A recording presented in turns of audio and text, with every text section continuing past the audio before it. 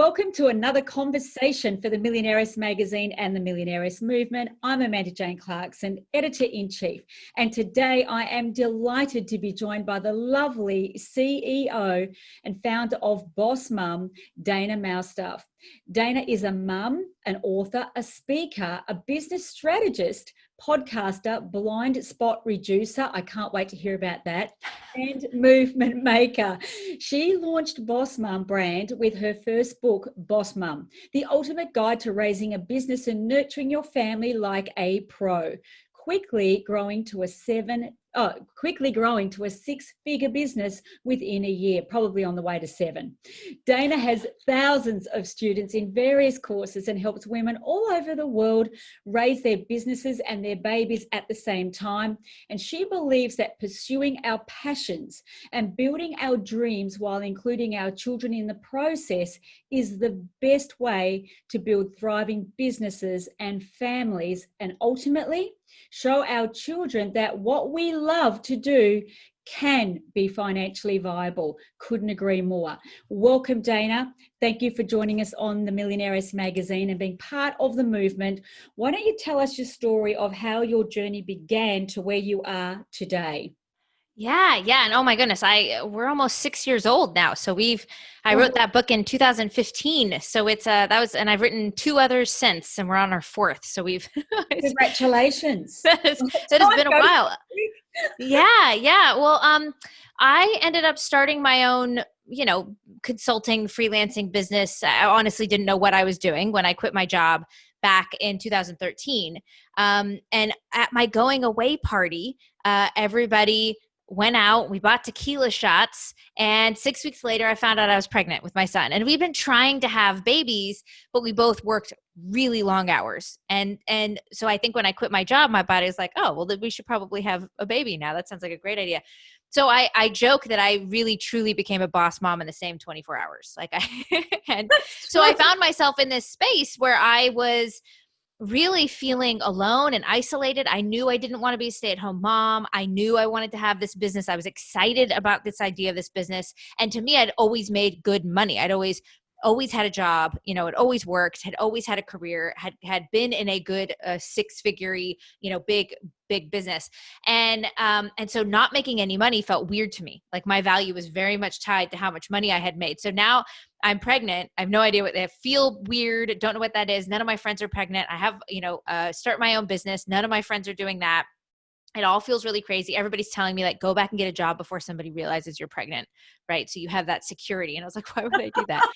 Yeah. And so I had my son, and I think for the first 3 months, I just felt alone. I felt isolated. I felt like I was crazy. I would, rock him to sleep and hope he'd stay asleep so that I could work on my business, which made me feel guilty. And I remember sitting in a cafe and seeing a mom with her baby and a grandma, connecting, and just called my husband and just said, we were in Columbus, Ohio at the time. Can we move back to San Diego where I'm from, because I want to be near my parents? And it was 11 below in Columbus, Ohio. And he was like, I will quit tomorrow. This is not a hard sell.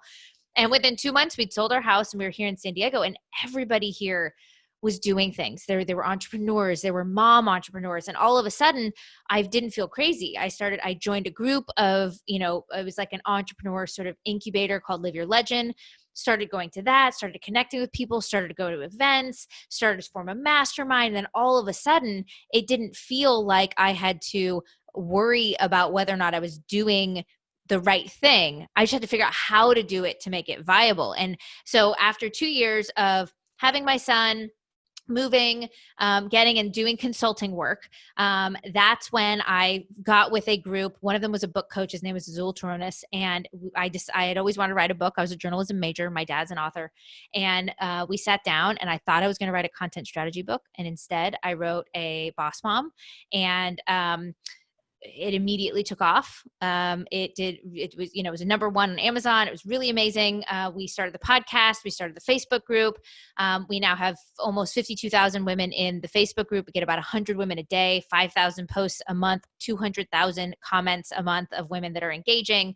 Our podcast is just about 1.5 million downloads. And we just have consistent growth there. I've, published Confessions of a Boss Mom and other books after that. And we just kept going with it. And more and more every single day, we see women that just have these big, beautiful brains that want to be moms and they want to have businesses. And they're constantly told either you have to pick, or they're taught with all the training that's available out there that you have to have priorities and you have to really set goals, and they have to be singular goals. And we're women that live in a life of dual priorities. Our families and our businesses and our personal identity and our family identity are both very important to us. And I love what you're doing, because I love, this idea that we are creating a new shift in the way we're thinking, that you can have both of those priorities and you can still be a woman and be a mom and be a wife and be an entrepreneur and be all of these things.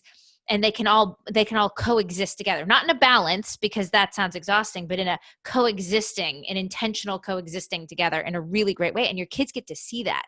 And that's really awesome, because what's better than you just hanging out with your kids is your kids seeing that you can do whatever you want, and that even when things are hard, things are going to be awesome, and just all the opportunity there. And and that really drives me to keep going every day.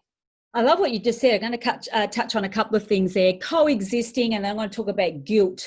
A lot of women harbour so much guilt around wanting to have their own business, be entrepreneurial, because women are so great at business, as you would see. And they want their family and they want the lifestyle. And this is how the Millionairess movement came about, is to band women together like yourself and like us and show everyday women, because that's all we are, that anything and everything is possible. So I love that you talk about coexistence with a business and having babies and having a lifestyle. It can be done, but let's just touch a little bit on the guilt. Women out there watching this podcast, or it's not a podcast, is it? It's a conversation. There's so much going on. Watching this interview together and thinking, I would so love to be in my own business or have, the life that I want, but I feel guilty based on what other people think and say I should be doing as a mum. What would you say to those women, and what would be your advice based on your own journey? And I've no doubt that perhaps you had a few people look at you, and you probably feel guilty along the way as well. Guilt all day long. Well, every woman, whether you're a mom or not, I think feels guilt. So I believe that guilt comes from the fact that we don't trust our decisions, right? So we don't trust that we're making the right decision. So am I parenting the right way? Am I prioritizing the right way? Am I saying the right things, doing the right things, loving in the right way, all of those things? So if we feel guilty because we are unsure about our decisions, then the solution to not feel guilty is to figure out a way to be more confident about our decisions. So one of the things that you can do is you can sit down and say, what do I feel guilty about? What is causing this? Is it the way I'm sleeping, co-sleeping with my child? Is it the way I'm feeding them? Is it the way I'm, staying up late after they go to bed? Is it the, what is it in my life? And what are the areas that I feel this tension and this guilt? And what does that look like? And then you can go, okay, well, what are my choices? What are the choices that I have in that scenario? Right? So I can, put my kid in daycare and work. I can have my kid at home and I can, work there. I can choose not to work. And you create a list of what are the choices, right? And to make a decision is literally by definition to kill off your options, which is really scary. So you can look at those and go, what are these? And now you can at least process of elimination to go down and say, well, I'm not going to not work. That's not an option.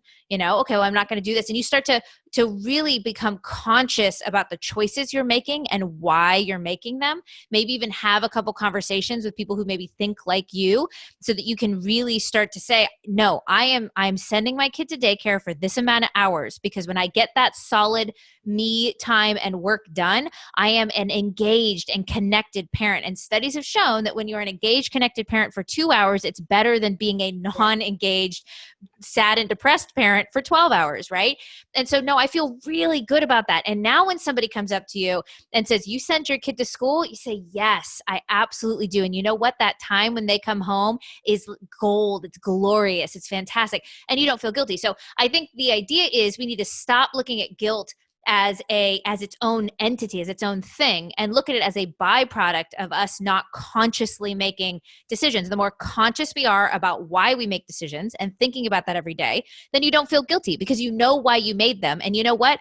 I'm in launch mode, which means I have a criteria. Unless a child is in the hospital, I have somebody else who's going to take care of that child during this 1 week period. And I don't feel guilty about that because the rest of the time, or the week after or the week before, I am fully engaged as a parent and I take that time. So this week where my business is top priority, I don't have to feel bad about it.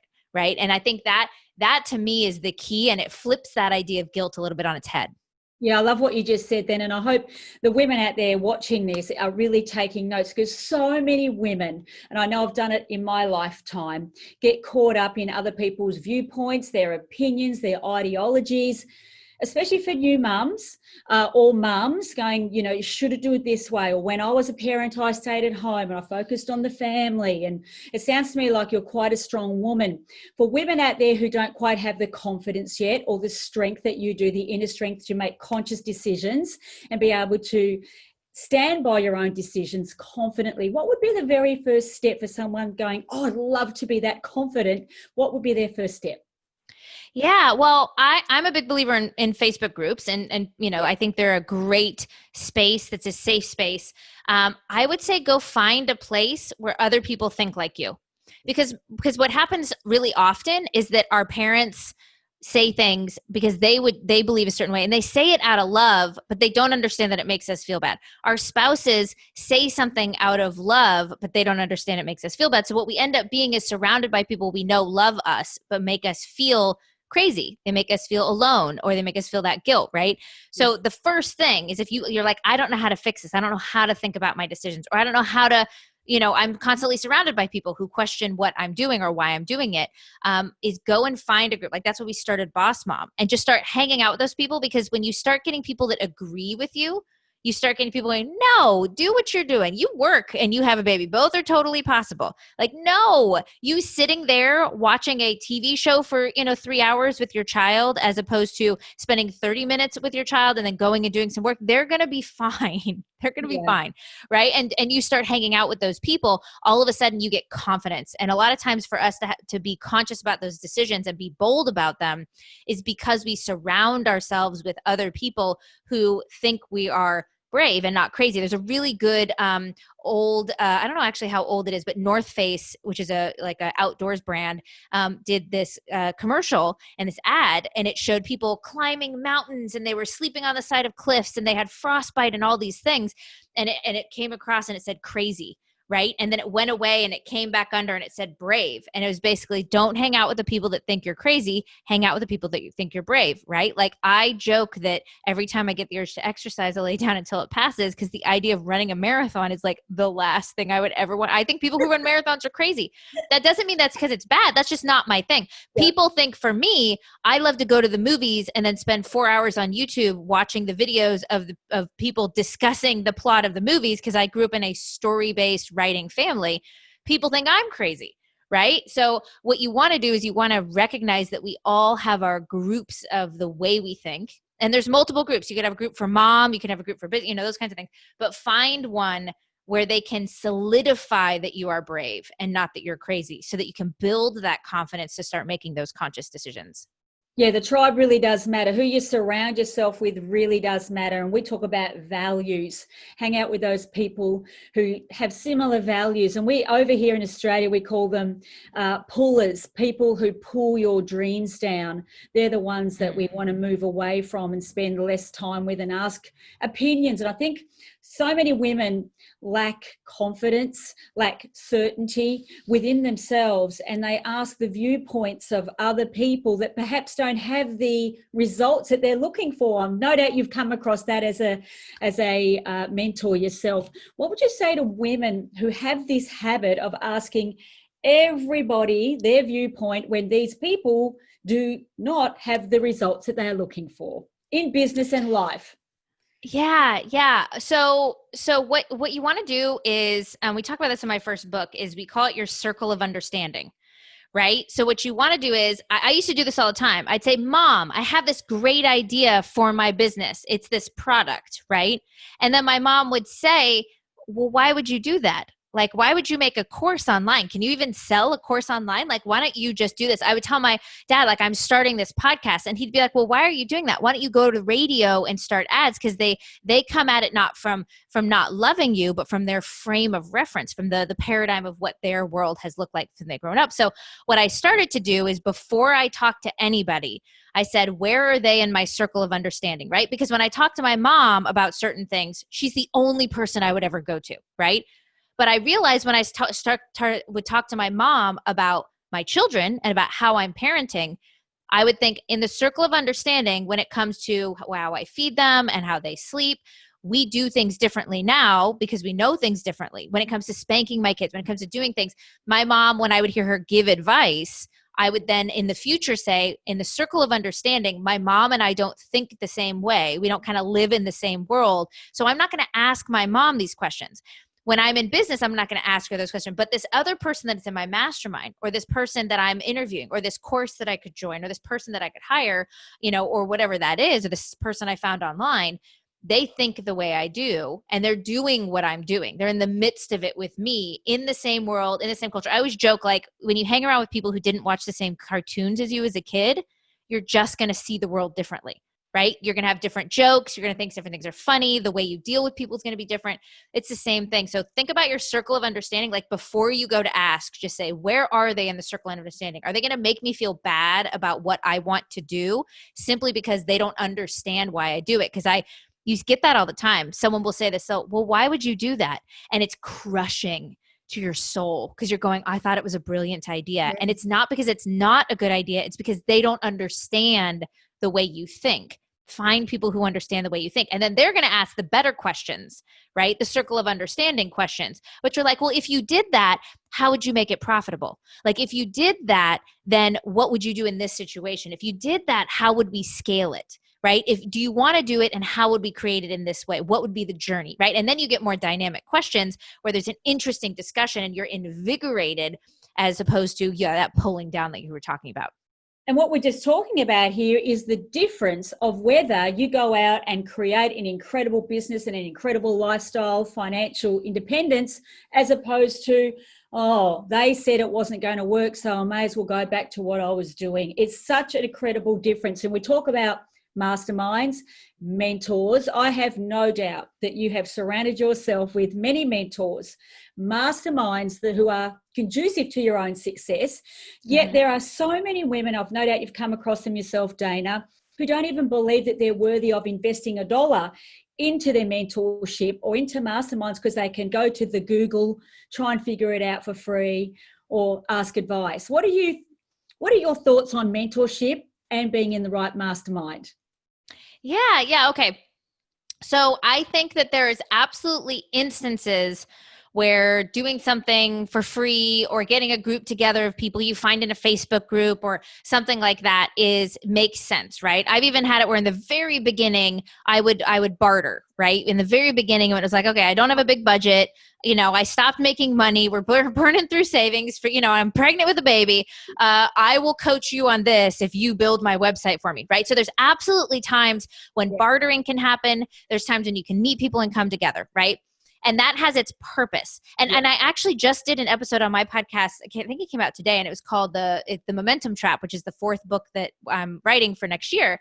And I just mentioned that when you get together and it's not a paid situation, you end up really giving each other terrible advice because you're not using a methodology. You're just using a bunch of ideas. There isn't a particular path. And I said, but that's not always bad, right? There is a particular time when just the think tanking that's happening while you're trying to figure things out is really helpful. The messing up together can be really helpful. What you want is the moment you know you've done some of the brainstorming and you're figuring things out with people. The moment that you know, okay, I'm going to do a group coaching program, I'm going to write a book, I'm going to do this thing. Then you want to get hyper focused on finding somebody who can help you do it, who has a specific methodology that you can follow, so that your brain doesn't have to try and figure all these things out for yourself. And that's where I think that makes sense. So when I was going to go and start a group coaching program, I went out and paid 20 grand for a group for a program for someone to show me how to do that, right? Like when I went and was going to write a book, I hired a book coach to help me write a book. And that book reached number one, which may not have if I had tried to just do it myself, right? Now we're doing my fourth book. We want to get traditionally published. So we're going through these steps and I'm hiring somebody to help me go through that process. So I think the free, that kind of thing can be okay when you're in that brainstorming process, and that can happen. When you know the one thing you want, find somebody that has a methodology for that thing, and know your action point, your action price. And what that is I have a friend and she says, I won't take anything seriously that's under 10 grand. And that's just the way she's like, if I'm paying less than 10 grand, if I lose 10 grand, I lose 10 grand, but if it's not over 10 grand, I'm just not taking the accountability seriously. And everybody has a different point. For some people, that's 100 grand. For some people, that's $500, right? So know what your action point is, where it hurts a little. And so you'll take it seriously. Like the 20K I paid at the time, it hurt a little. Like that was a stretch for me, which made me take it really seriously. And I made back the 20K above and beyond. I made 37K in 45 days, right? Because I was super motivated because I had put some real skin in the game. So know what that action price is for you. And then it makes spending the money a value in itself, right? The not even just who you hire. It's the act of putting that risk at play that makes you step up your game and really come to the table. Yeah, investing in yourself. I've been in many masterminds, and one of them, for instance, for years and years was 50 grand a year just to be inclusive. And every time we turned up once a month at a round table and we got to do seminars and things, we were there for business. So we turn up for business, we're structured, we're on, we're thinking, we're helping each other. But the other thing too, I think is really valuable is association. Who are you going to meet? What doors can be opened? Who can you joint venture with? There's many, many other opportunities that align when you start to invest money and realize that the people who invest in themselves are usually moving up that mountain at a different pace than those going it alone or down the bottom just trying to figure things out. Would you agree with that, Dana? Oh, 100%, 100%. It is absolutely about who you know. There are some instances where, there's absolutely masterminds where I've joined and said, I don't even care what the content is. That's not the point. There's these 5 people I want to meet and we're going to collaborate together, right? That's also a reason why we have a podcast or have shows or get interviewed or things like that. That also pulls you in and connects with those people. But yes, and I feel that way about certain conferences as well, like being on the speaking side of, hanging out. I remember for Social Media Marketing World, which is one we have here in the States. And I don't want to say I don't care about the event. It's a great event, but the speaker dinner is everything. You know what I mean? As a speaker, it is the 5 new relationships or even the 1 new relationship. I make it that dinner for that hour that makes the entire event, because it's got a super focused set of really awesome people that have good connections and great brains all in one space. You definitely want to find that. And I encourage people too, that when you're in a mastermind or a space or a group or whatever you get into, and you find that group of people that complements what you're doing, so you're not all competing against each other, you complement each other, then you guys start to connect each other with the people you're meeting, and then you exponentially increase the networking that you do, the connecting you do, and you all rise up, right, together, and you all kind of become micro famous and then famous together and rich together, because you're helping each other like create that momentum that goes upward. And then when people look at it and they're like, oh, like Amy Porterfield and Pat Flynn and James Wood and this group, and you're like, yeah, they were all started their business at the same time. They all referred each other. They all talked to each other. They all affiliated with each other. And now they're all millionaires. And they did it collectively because they went up together. And I'd say that's a really good place to find those people to move up together. It can make it so much easier. I love this conversation. It's exactly what happened in my story. And I always urge women to find your voice, learn how to speak, learn how to present, learn how to share your message with the world. I remember when I first got on stage back in 2007, I was so nervous, Dana. I nearly wet myself. In fact, I was so stressed out. I was walking onto the stage and I was sweating so bad that my shoe was full of water and it was on the stage and I kept walking without a shoe. It was just a mess. But I was so stressed out, but instead of worrying about myself, I started to turn my attention to the people. And over the course of the years, the speakers started to elevate together, grow together, band together, mastermind together. And over the next 10 to 15 years, that's how we all sort of grew in our business, in our personal life. And it's just learning to be uncomfortable. Talking about that, I know that you would have a lot of times that you've had many, many big challenges and super uncomfortable. I mean, we talk about the good times, but man, I've had some doozies. I've hit the dirt more than I want to talk about. What about you, Dana? How do you cope when you feel that stress, feel that, not anxiety, but I guess you're so uncomfortable or you've hit the dirt? How do you overcome these challenges? Yeah. Okay. So one example where it's not that I had a program, because I've had tons of programs where I test things out and it doesn't work or whatever, but I used to have an annual Boss Mom retreat. It was a big event. And 2 years ago, my dad got sick, right? And it was a very slow decline, right? Just kept losing weight, and things started failing and we couldn't figure out what it was. And it was really, really sad. And he ended up passing away just horribly, just really just it's hard to think about just how he looked when he passed away 3 weeks before my event. Right. So not only did I not sell that event out because I had been with my dad, I had been doing all these things. So the marketing hadn't gone the way I wanted. It was still almost 100 people. It was still a great event. It was amazing. But I walk into there and I am supposed to sell on stage. I'm supposed to do all these things. And so I had this weird juxtaposition where I loved everybody there. I was killing it on stage. I was having a great time. And then after, when I had a moment to think about anything, I would end up back in the hotel room with my 4 core best, friends that were coaches that were there, weeping, like a baby in the fetal position in one of their arms. And then they'd redo my makeup and then they'd get me out there. And when they'd see I was about to cry, like when we had our karaoke party, they would bring me up on stage and we would, they'd get me a glass of champagne and we do this. So I got through that and I honestly don't know how, and I don't know how I had so much fun and so much pain all at the same time. It did a couple things though. I had been grappling with the fact that I had to do events because I'd always done events, or for the last several years had, but I didn't want to. I wanted to focus on the scalability of the business. And this was like planning a wedding every year for my business. It gave me permission to not do that. So sometimes the failures can give you permission to do things that you thought you had to because you had been doing them, right? So that was really great. But the other one is I think is that same thing about people. Like we just have to, I surrounded myself, with a group of these 4 women who were the livelihood for me. Like when it was hard, one of them would tell me like, of course you can do this. I remember one of my friends was the jokester and she'd be like, Dana, there's going to be so many much more horrible things in this. Like you're going to look back and this isn't even going to be remotely the worst thing that ever happened to you. And she would start going down the like horrible things that could possibly happen, which sounds terrible.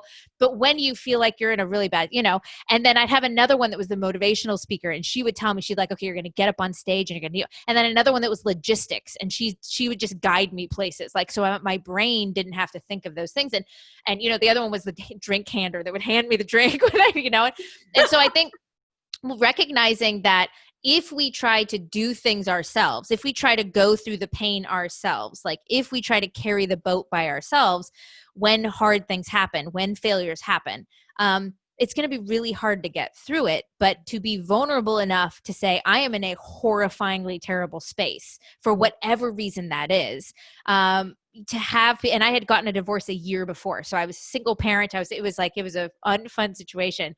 Having those women there for that weekend got me through it. And I had some really amazing memories, even though it was one of the hardest times I think I've ever gone through. That's just an incredible story.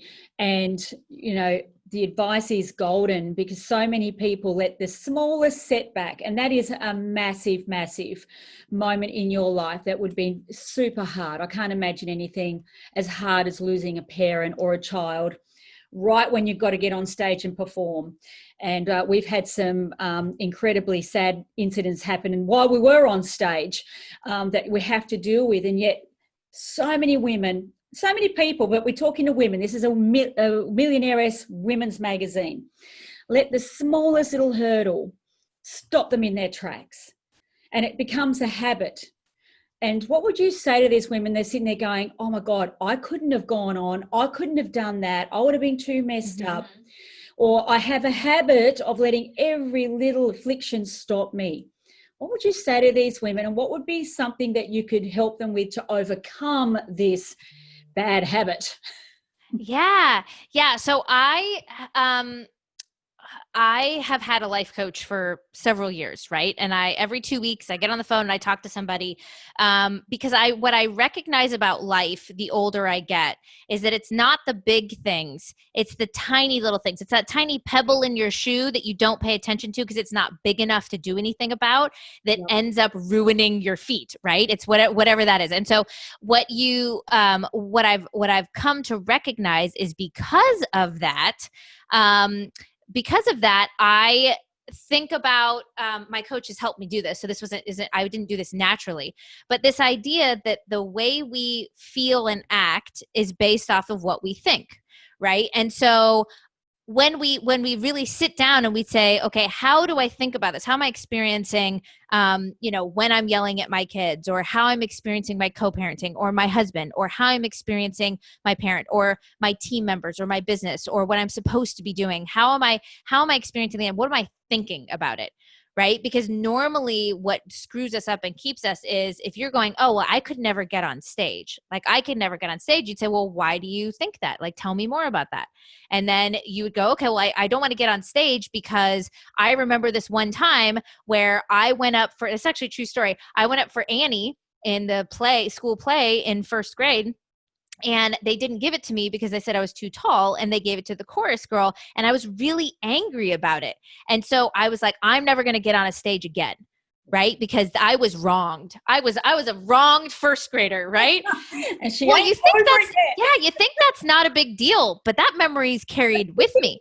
Like my ex-husband, we used to joke. My mom said she was going to write a children's book about it because in second grade, there was a teacher that went to him and the kid next to him and was like, hey, one of you needs to shower more often. And that's literally all she said. And he burns more he's never smelled a day in his life. He burns candles everywhere. He wears cologne. He showers like 8 times a day. He's extremely well put together, commercial banker who thinks he smells because some teacher in second grade implanted that in his head. Like you could have a spouse that literally doesn't mean to, but they make a comment about the way you look, or make a comment about something, like someone telling me, because I'm Polish, like this is tan for me. You know what I mean? So somebody to say, tell me I'm tan, or to tell me I'm a pale, and for somebody in passing to say tan is so much sexier than pale.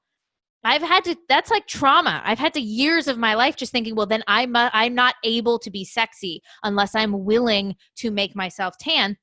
And you think they're tiny comments, but they're not. The pebbles are the worst. They have the biggest pain. So you have to really sit and force yourself, if you can't do it by yourself, because I couldn't do it by myself, for somebody to ask you, well, why do you think that? Okay, well, tell me more about that. Okay, tell me more about that. And then you get to that one memory that has just jacked up your entire belief system about something. And then you can start going, well, how do I want to think about that differently? So I'll give you an example. I have been, because of COVID and the kids being home and everything like that, I haven't had to work nights for years, right? I work 15 hours a week. It's great. I live by the beach. It's all these wonderful things. Well, all of a sudden the kids are home and I've got to do their school and things, and I have to do this nighttime work. And I have gotten into the brain space that I don't hustle. My whole brand is about how to help you get out of hustle. Like I can't go back to the hustle. So I would hate night times when I worked. I was angry. I was stressed out, or I just wouldn't do it. And then I'd be behind. And I hate even worse being behind on things or letting somebody down.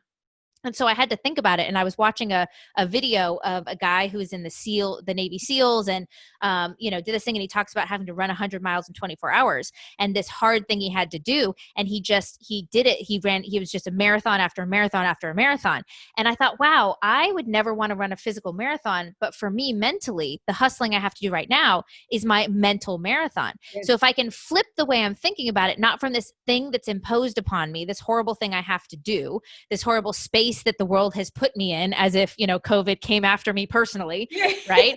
That feeling, that anger that I had, if I flipped it around and I said, I get to run a marathon. You know what I'm going to do? I'm going to stay up every night and I'm going to do what I'm going to do. And I'm going to run this mental marathon to get these things done. Yep. And at the end, I am going to celebrate, and it's going to be amazing. And I, all of a sudden, it completely was easy. Staying awake was easy. I was happy to do it. I would put on a little checkboard about my mental marathon, on the fridge, and put little stars on there for when I reach the the mile markers and the 26 miles. And all of a sudden I have a month of me staying up in the evenings, getting done, and then I don't have to anymore. And now we're at a space where we don't. So that was a really long way of answering your question, but I love that question because it is so much the little things. I love, love, love this conversation. And I say to our women, in that moment that you're talking about now, the marathon, we use your analogy, having to run a marathon, and I wouldn't run a marathon either, but mentally I do most weeks. I say, how in the moment, what you're doing is taking you closer to your dream or your goal. How's it serving you? What are the benefits of it? Instead of getting angry with it or despondent or frustrated, I try and flip it in my mind, and I ask myself, because I like to move around. I'm quite a physical person, but I do a lot of writing, a little bit like yourself, with education and seminars and things. And in those moments I say, how is this serving me? How is this serving my people? And I have that little flip in my mind, and it really has an incredible impact. It sounds easy, but it has an incredible impact, doesn't it? It does. Yeah. And I think if we asked ourselves, really, why am I angry? Why am I frustrated? And a lot of times it's because we feel like it was done to us. And my mom has this really good exercise. I remember the first time I was going to Vegas with my husband, first time ever without the kids. And I go to my mom's, and she's about to take me to the airport, and I realize I dropped the kids off and I didn't bring them lunches. And they were both weren't in school. They were in preschool, and I didn't give them lunches. And I was like, oh my gosh, they're on the kitchen table. I can't get back home. I call up this space, and they're like, okay, we'll take care of it, and we'll just put it on your tab. And I was like, I am the worst mother ever. I don't know if I'm going to be able to enjoy this weekend. And my mom goes, how snooty of you to think that you are the first mom to ever forget there's kids' lunches. Like, what do you think? You're special or something? And I remember that I wrote about it in the Confessions of a Boss Mom book, my second one, because it hit me so hard that I was like, okay, you're right. Like I think that I'm the only one in this universe that exists that does these things wrong. But I tell people all the time, your failures are not unique. Your failures are not special. Exactly. There are 1,000 other people, 1,000,000 other people failing the exact same way you are. You are not a special little failure flower, right? That is not true. It's not happening. And the funny thing is I got back from vacation, went in on a Monday, dropped the kids off, and there was a dad walks in and goes, oh man, I forgot their lunches. You guys got me, right? And he's like, put it on my tab. Didn't care at all. Had done it all the time. And I realized, oh, people do this all the time. And that's what I do. So every time I feel really frustrated or angry, I go, am I feeling this way because I think something's being done to me? And then I go, am I really the only person feeling the effects of my kids not being able to go to school? No, kind of like every parent is, right? So is it really being done to me? And if it's not being done to me, then I have a choice about how I want to deal with the situation. And now I'm empowered, because if we feel like something's being pushed upon us and we have no choice, then we get frantic. But if we go, no, everybody's dealing with this. I'm not special. So now I have a choice of saying, how am I going to experience this? And then we can do what you do, is to flip it and go, I'm going to experience it a different way. And the people that can do what you do and flip it and experience a different way, those are the millionaires. Because all they do is they take the little thing. It's literally being a millionaire or not being a millionaire has everything to do with the way you think. That's it. Couldn't agree more. I remember that's going back to that story. The very first time I got on stage in 2007, I was more worried about how I was feeling, being judged, people staring at me, than what I was there to do. And the promoter at the time said, get over yourself, Amanda. You're not that special. They don't care about you, what shoes you've got on. They are there for their own problems. Now you get up there and serve them, or I'm going to get another woman who can come in and do the same job. No, that's it. I'll do it. Yes. Yes. That. And never yeah. And a lot of people that can't do that. I remember being in a little workshop and up in Sacramento, and a woman was telling me she was in insurance, like life insurance or something like that. And she said that somebody once had told her that she sounded like a used car salesman and that she was too salesy. Right. And she's crying during this. And she's like, so now I'm really scared to sell because I don't want to sound that way. And so the exercise I told her, which I would tell anybody, is we call it calling the elephant in the room. Right? If you think people are looking at you, if you're getting on stage and you think, oh my gosh, my feet are sweaty or I'm going to trip or something like that. If you think I told you this is what you do. Every time someone comes in, you go, hey, I'm a super energetic, pretty bubbly person. You can blame my mom for that. But you know what? Every once in a while, I get so excited about what I do that someone told me that I sound like a used salesman. So let's just do this. Just tug on your ear if I'm starting to sound too, used car salesmanish for you, and I'll tone it down. And then we'll just know. It'll be our little signal. And I said, because then what you're going to do is first off, you now have an inside joke with that person. Second off, they're going to most likely tell you, I never thought that about you, actually. And if they did think that about you, they're certainly not going to say anything now, right? And it just completely shifts it. So if you get on stage, I would go up and I'd be like, hey guys, I'm pretty sure I was going to trip. The fact that I made this over here because I'm sloshing in my shoes is like a miracle in itself. Yes. So we're going to have a great time because I actually made it up here without falling over. Or if I do a workshop, I constantly tell people, look, I'm really smart, except for when it comes to spelling words the right way. So odds are I'm going to misspell a word. I'm going to scribble something and you're not going to be able to say what it says. But I promise you, overall, I'm a pretty intelligent person. So just yell at me if it's not spelled right. Because I used to be so embarrassed that my brain would get ahead of itself and I'd invert a letter or do something like that. When I called it out, it became an inside joke. And they'd be like, Dana, I have no idea what you just wrote. And I'm like, well, it's okay. You get the gist. We'll just talk about it, But so call it out. Just call it the elephant in the room. And what it does is it equalizes the space. It creates an open, more silly, fun environment. And then because of that, you've verbally let out the thing you were scared about. And it's just not there anymore. It's not there to be scared about. It doesn't have that power over you. I love that. I do the same. I have the same I can write the words, but pronouncing them. I make up words all the time. And they go, is that a new word? I've gone, I just said something in a sentence and it's just so wrong. And it's such the wrong word. I had a beautiful conversation with Sharon Lecter just a couple of weeks ago. And I remember talking about language, and a lot of women are using profanity. And I said, there's women that are using profound language. Let's talk about that. And she was so graceful, didn't even pull me up on it. And then I thought back and I went, that is such the wrong word, Amanda. And then I'm making up all these words. And so I get it, girlfriend, exactly what you go through. But, this is human. We're just all normal people getting out there, doing our thing. And I think that the more we show other women that you can be yourself, warts and all, still make a difference and an impact in the world, that's what the world needs. They're not looking for perfection. They're looking for realism. So Dana, 2 more quick things. Yeah.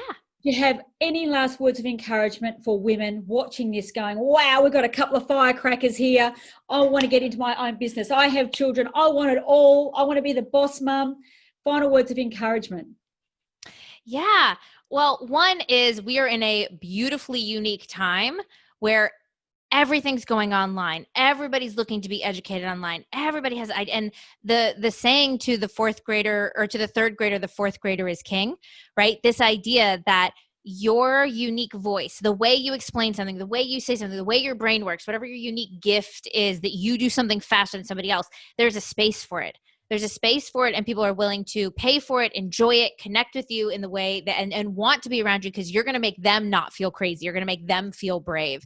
And so if you go at it, recognizing that that's just your job on a one-to-one basis to make your people not feel crazy, but feel brave, and to show them how to do one particular thing or how to solve one particular problem or multiple problems, depending on whatever you're doing, right? And just do it a person at a time. Think of doing it grassroots, right? Don't think of being an influencer today. My 3rd book was Climb Your Own Ladder, Become the CEO of Your Own Business. You don't start as the CEO. You start as the intern. Be your own intern for a little bit, right? And enjoy it, marinate in it, because there's less responsibility. There's more enjoyment there, right? Then be the janitor that's putting out a bunch of fires because you have clients and then you don't know what to do with them, or you don't have good processes. And then move into, so you move up these, and then I joke that you're the CEO when your assistant looks at you like you're an idiot because you don't know where you're going. You don't know what the directions are. You don't know how to find anything. You forget the little tiny details because you're looking forward. You're the go west person that's figuring out the future. That's the beacon that's going to guide people.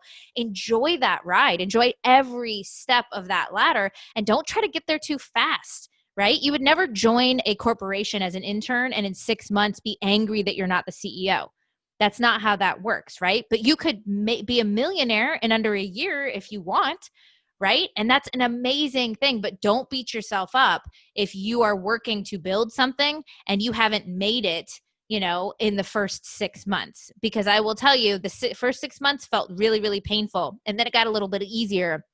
And then it was painful again. And you have growing pains just like a kid. And then all of a sudden you wake up one morning, you're like, how the heck did I build all this? And just give yourself that space and that grace, and then you'll get there. That is pure gold. Oh, this is such a cool conversation. We've run out of time, unfortunately, but I have one special question, and I would love for this conversation to go on another time.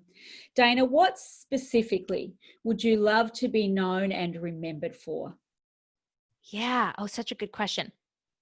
I would love to be known as helping, a million women every single morning feel loved. I mean, that's it. Everything we do, we feel valued, we feel loved. I'm working on a really cool app to help facilitate that with a colleague of mine. The idea is there's too many women that don't feel loved, that don't feel valuable, that don't feel enough. And if I could reach out and give every one of those women a hug, whether that's virtually, mentally, intellectually, emotionally, whatever it is, that's the thing, because we all have big, beautiful brains that can create beautiful things and teach beautiful things and be beautiful things. And I want to help make that happen. That is absolutely beautiful. Thank you so much for sharing your light with us today, Dana. And the women that follow the Millionairess magazine and the Millionairess movement, your contribution is absolutely invaluable. And I really thank you for your time. I've loved this conversation. Thanks for having me. It's been a blast. It's absolutely been fun. There's so many other questions I'd love to ask you, and I believe that our paths will cross again another time.